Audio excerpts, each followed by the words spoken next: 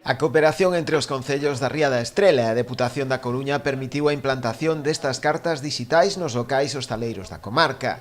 A ferramenta xa ven funcionando con notable éxito nuns 60 establecementos desta comarca, contribuindo a convertela nun destino seguro. O que se fixo foi apoiar que isto fose un destino seguro apoiando unha iniciativa como son as cartas cos menús digitais, non? Que tamén inciden na seguridade e que a xente aceptou moi ben e que 60 establecementos deses que antes nomeei o teñen implantado e que van a implantalo máis porque así mo comentan.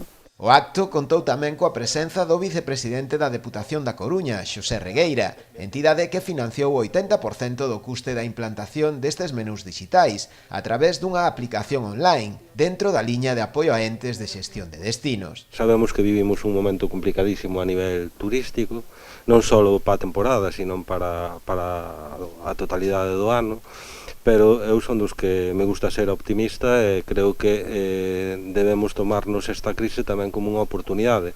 Esa oportunidade ten que ser facernos máis competitivos e que cando a normalidade volva a imperar no mercado turístico, pois teñamos garantías suficientes para competir, porque ademais temos produto, temos territorio, temos paisaxe e temos profesionais para competir a nivel mundial, e creo que o Paraguas Galiza cada día tamén é máis competitivo.